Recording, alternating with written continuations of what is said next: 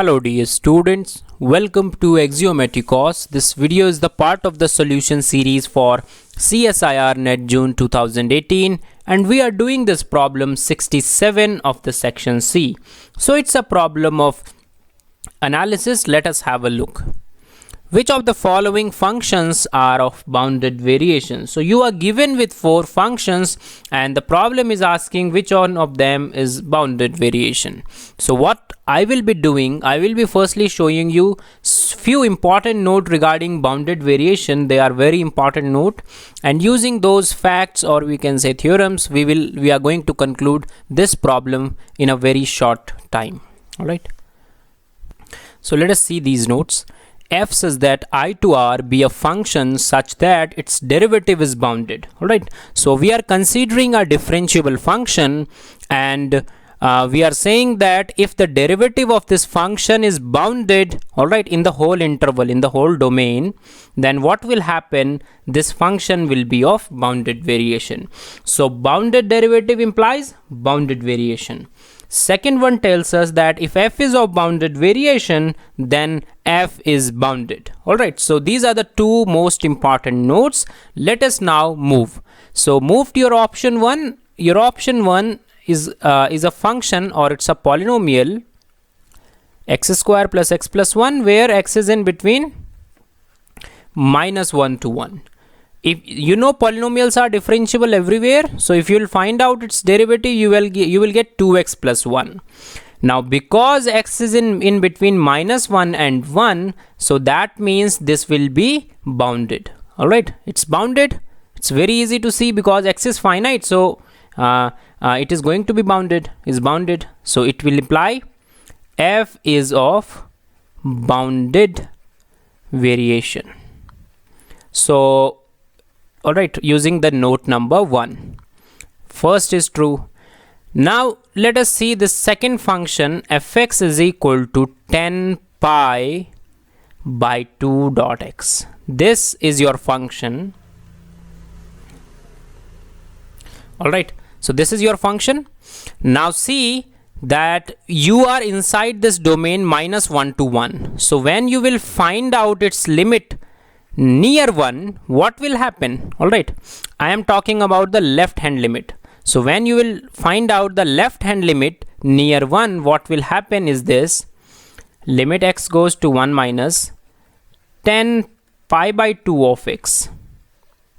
So see, you are going toward 1 from this direction. Let us consider this as your Cartesian plane.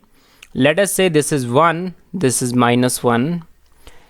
Limit x goes to 1 minus actually means that you are approaching 1 toward from the left direction. Are you getting my point? So finally when you will place 1 here, you will get 10 pi by 2, which is infinity. So left hand limit of fx at 1 is infinity.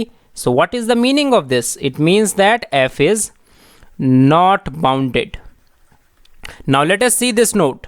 We know that bounded variation function, if f is a bounded variation, then f is bounded. So what will be the converse of this? Converse will be that, if not converse actually, I should say that if you will look it from the another direction, that if f is not bounded, then it will imply that f is not of bounded variation. It means that boundedness of a function is a necessary condition for the function to be of bounded variation. Now because our function is not bounded, it means that it cannot be of bounded variation, because boundedness is the necessary condition for a function to become function of bounded variation. So it implies f is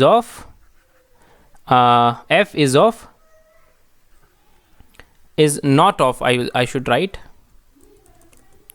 So f is not of bounded variation. All right, now that means that second option cannot be correct. Let us talk about third one because it's easy. So you have fx is equal to sine x by 2. What do you know about sine? Its derivative is, it's a differentiable function and its derivative is cos x by 2 multiplied with 1 by 2. So you are getting this. What do you know about cos? Cos function is bounded, alright, everywhere on the whole entire R it is going to be bounded. So it will be bounded on this one, minus 1 to 1 also. So f dash x is bounded here, f dash x is bounded. It means that f will be of bounded variation using the first number node.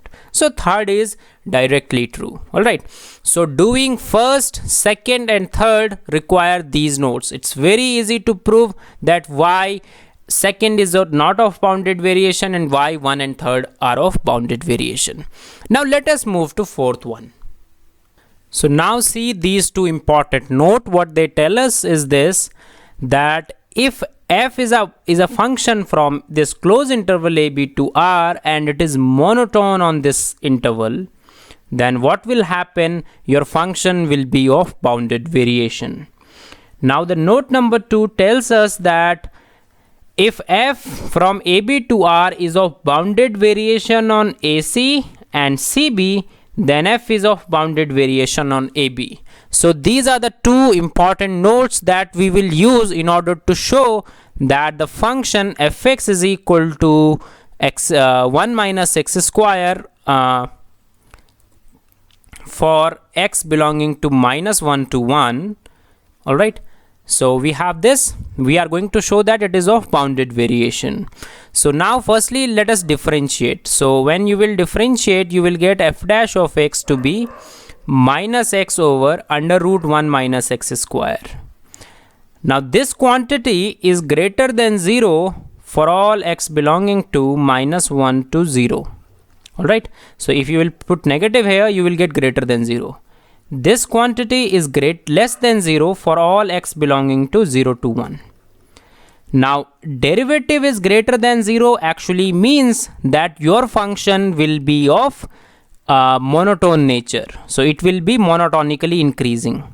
So monotonically increasing on this interval, monotonically decreasing on this interval. So your function fx is monotonically increasing on this. We know that if f is monotone on some interval, then it will be of bounded variation. This implies on minus 1 to 0, f is of bounded variation. So same thing, 0 to 1, f is of bounded variation. Alright, please put close brackets. Alright, we are not talking about on 0, sorry, open bracket. F is of bounded variation. So f is of bounded variation minus 1 to 0, and on 0 to 1 it is of bounded variation. So this implies f is of bounded variation on minus 1 to 1. Alright, so f will be of bounded variation on minus 1 to 1 using the note number 2, that if we have bounded variation on this and this, then f will be of bounded variation on the complete interval. Alright, so don't get confused with this closed interval. You can also have open intervals. You can use also open AB. Alright, the definitions are valid for open intervals also. So finally we showed that the fourth option is true. Alright, so fourth option is true. So first we already did that it is true, second was incorrect, third was correct, and fourth was correct. So 1, 2 and 4, 1, 3 and 4 are the answer for this problem. If you have any doubt, you can always ask in the comment section. If you have any other doubt, you can join our WhatsApp and Telegram groups. Links are given in the description part of the video. Alright, so thank you.